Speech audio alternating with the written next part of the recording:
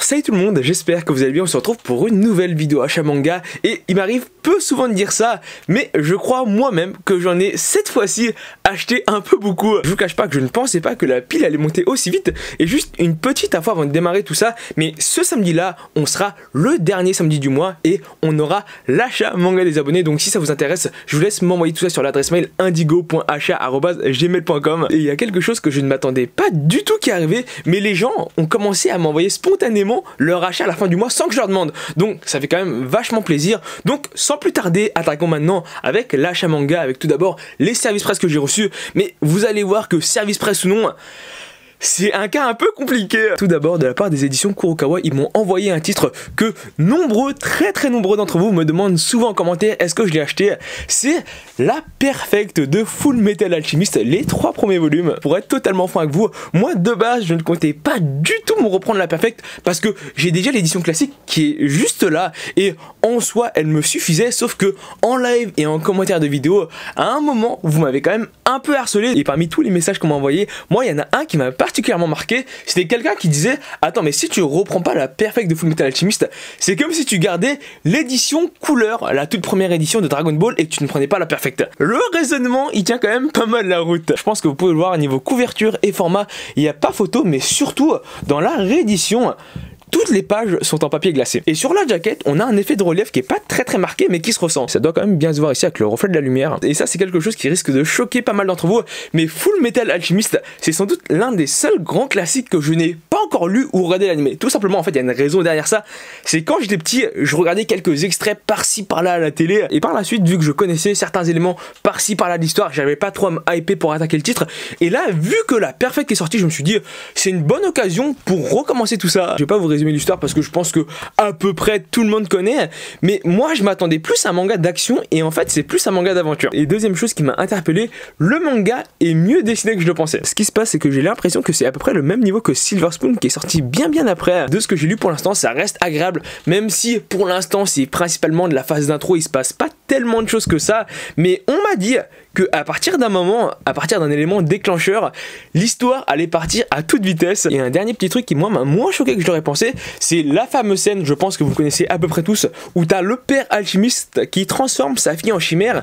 Et dans l'animé ça passe plutôt bien, mais dans le manga ça dure, allez, 30-35 pages maximum, ce qui fait que en soi t'as même pas le temps de t'attacher au personnage. Une scène que j'attendais énormément, elle commence à la page 191 du volume 1 et 15 pages plus tard à la page 206 t'as déjà le dénouement. Je pense qu'on sera tous d'accord, une très belle réédition qui en termes de prix est pas si cher que ça, c'est 11,90 € au vu du papier glacé, au vu des dimensions du truc.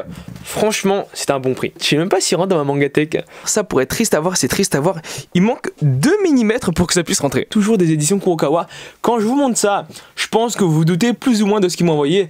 Demon Tune, le volume 1. Quand je vois des personnages comme ça, je me dis à l'intérieur il y a au minimum un peu d'échi. Clairement je me faisais des idées, il n'y en a pas le moins du monde et je pensais que c'était fini en 5 tomes, mais en fait c'est encore plus court, c'est fini en 4 volumes. Je vous résume le truc simplement, c'est l'histoire de 2 ninjas, un père et son fils, qui doivent remettre un rouleau interdit au NBA, qui sont une sorte d'agents secrets dans une ville infestée de démons. Sauf que entre temps forcément ils sont attaqués par les démons, le père est parti disparu et le fils cache le rouleau, mais il sait pas où il l'a caché. Le personnage principal c'est le petit, au début de l'histoire il se fait capturer par les méchants pour se faire torturer et la fée ici elle a le pouvoir de régénérer les blessures. Ce qui se passait c'est qu'il le torturait puis la fée le régénérait, mais c'était un peu contre son gré et je vous laisse voir niveau dessin, mais il y a un style quand même assez mignon qui s'en dégage. Donc le volume 1 est pas trop mal sans être exceptionnel, faut pas s'attendre à un chef d'œuvre.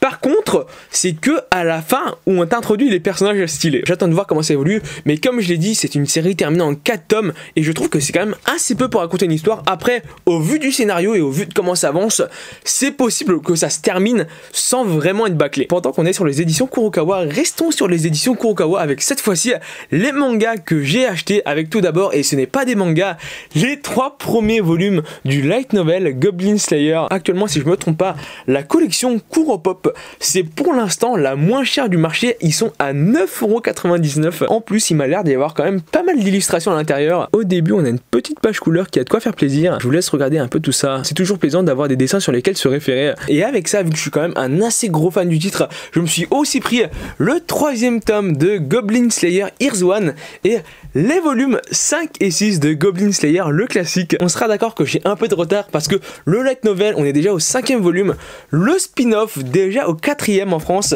et le manga classique au 8e, mais je rattrape le rythme de parution français. Ensuite, on a les éditions Pika et à partir de là, vous allez très vite le voir, mais ça commence à devenir assez drôle. En service presse, j'ai demandé à recevoir quelque chose qui sort complètement de mes habitudes, le journal de ma solitude dans la collection Pika Graphique. Comment résumer la chose simplement? On devrait pouvoir le catégoriser dans l'autobiographie, mais ce qui se passe à l'intérieur, c'est que ça nous raconte l'histoire d'une jeune femme lesbienne. Alors je sais pas si c'est important de le noter, mais en tout cas c'est écrit ici, la vie d'une autrice lesbienne qui nous raconte un peu son désespoir. Je vous laisse voir les dessins, je pense que vous comprendrez un peu mieux, mais moi la collection Pika Graphique, je trouve que c'est des très beaux formats. L'un des premiers chapitres, elle va voir une prostituée, sinon elle déménage, mais elle se rend compte qu'elle est pas heureuse, même quand elle déménage, du coup elle retourne chez ses parents, les problèmes d'argent, donc c'est pas un manga très joyeux. Moi j'ai pas trop aimé, mais c'est plutôt parce que je m'attendais à quelque chose d'autre, parce que ça n'a pas pour but d'être divertissant. Je pense que c'est une œuvre qui parle avant tout à des personnes qui se sentent quand même un peu dépressifs, qui se sentent un peu mal dans leur peau, afin de leur montrer que en soi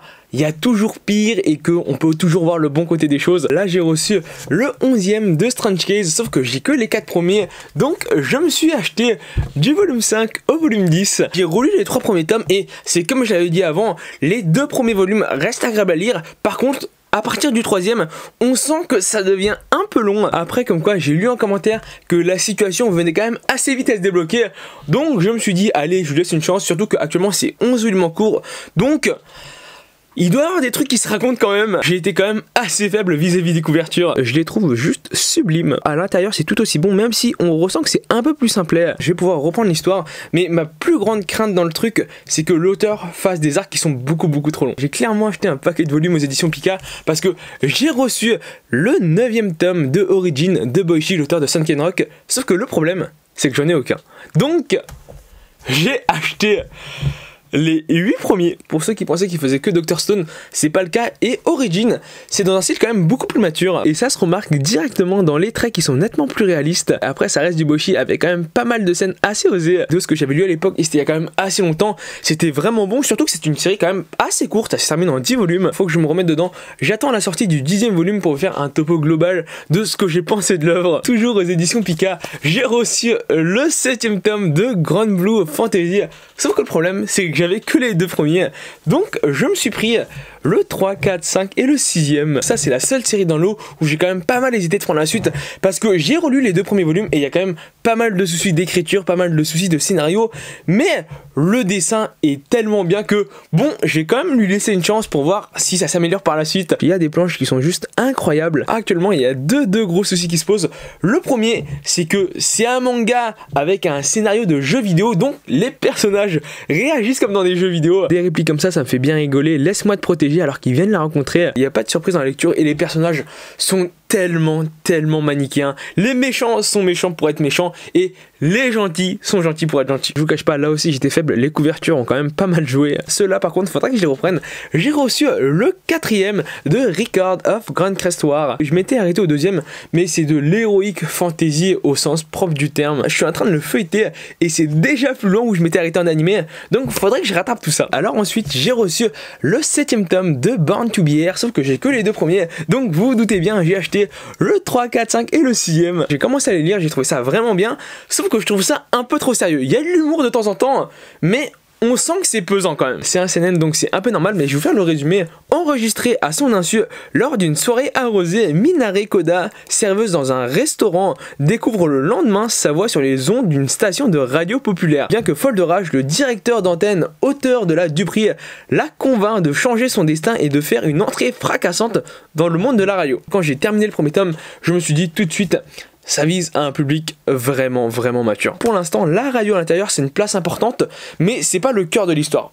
On a plus l'impression que c'est du slice of life drame, romance, un truc avec un peu d'adultère. Pour vous mettre un peu dans le contexte, vers le milieu du premier volume, t'as un ami des personnages principaux qui lui propose dans 4 ans de se marier, d'ouvrir une chaîne de restaurants. Sauf que ce qui se passe, c'est que 60-70 pages après, alors que le mec, franchement, quand tu le regardes, il m'a l'air quand même d'être assez clean. tu le vois en train de proposer à une fille qu'il a rencontrée il y a 1-2 semaines de dormir chez lui. Pour l'instant, j'ai beaucoup apprécié, mais j'attends de voir comment ça évolue, si ça part plus vers de la romance ou plus vers de la radio ou un mix des deux. Mais en soi, si on aime bien le style, il y a de quoi apprécier. Et le dernier titre des éditions Pika, c'est le 8ème de Roméo vs Juliette. Et ça, par contre, je suis à jour sur la série. Dans le style de manga de romance, amour, amitié, la série se place facilement en haut du podium. Et en plus de ça, ce 8ème volume, selon moi, c'est le meilleur des 8 volumes qui est actuellement sorti. Je pense que tous les fans de To Love Ru, Nisekoi ou The Cat Essential Quatuplay devraient lire la série parce que c'est clairement dans le même esprit. On change d'éditeur avec les éditions Delcourt Tonkam Soleil qui m'ont envoyé 3 de leurs nouvelles licences. Tout d'abord, la plus connue, Arifureta de Zero à Hero. Pour ceux qui ne connaîtraient pas, c'est un isekai où t'as un lycéen qui est téléporté avec sa classe dans un monde fantastique afin de combattre des démons. Sauf que le truc, c'est que tandis que tous se découvrent des compétences hors du commun, Hajime n'écope que d'une banale capacité de synergie. Moi, j'ai regardé l'anime à sa sortie que j'ai plutôt bien aimé, mais quand j'ai lu le manga, en effet, le manga est mieux que son adaptation. Rien que sur cette planche, on sent que c'est plus sanglant et là, ça fait plus l'impression de RPG. Pour ceux qui ont joué à des jeux mobiles, vous devriez comprendre. Agréablement surpris par le dessin qui est beaucoup mieux que je l'espérais. Même s'il faut se le dire, au début, ça fait un peu brouillon, un peu amateur. Très bon isekai qui se lit d'une manière fluide et agréable. Si je devais dire 2 choses qui diffèrent grandement de l'adaptation, la première, c'est que là-dedans, ses camarades de classe, tu sens que c'est plus des salauds. Ici, ils ont une tête quand même beaucoup plus détestable. Pour moi, ça, c'est un très bon point. Et la deuxième chose, c'est que ça avance beaucoup plus vite. En même pas 40 pages, il se fait trahir par ses camarades, il devient fort, il tue tous les méchants et il rencontre la personnage féminin principal. Ici par exemple, ce combat dans l'adaptation, il dure 5-6 minutes. Là, en 2 pages, c'est calé. Donc par rapport au manga, dans son style de perso qui se fait trahir et qui devient plus fort, c'est excellent. Mais ce qui m'a posé souci dans ce premier volume, c'est surtout ce qu'il y a à la fin, parce que ça c'est quelque chose que je n'ai pas vu depuis extrêmement longtemps. Le tome 1 s'arrête là, mais vous pouvez voir qu'il y a encore pas mal de pages. Là on peut voir qu'il y a du texte pour approfondir l'histoire, mais à partir d'ici, c'est, on va dire, un extrait d'un autre manga, Hero Skills. Il y en a quand même pas mal des pages, hein. Un chapitre de Arifureta n'est pas Arifureta. Et je trouve ça très bizarre d'incorporer directement un extrait dans un autre manga. Généralement, ils le mettent sous plastique et ils mettent un extrait à part.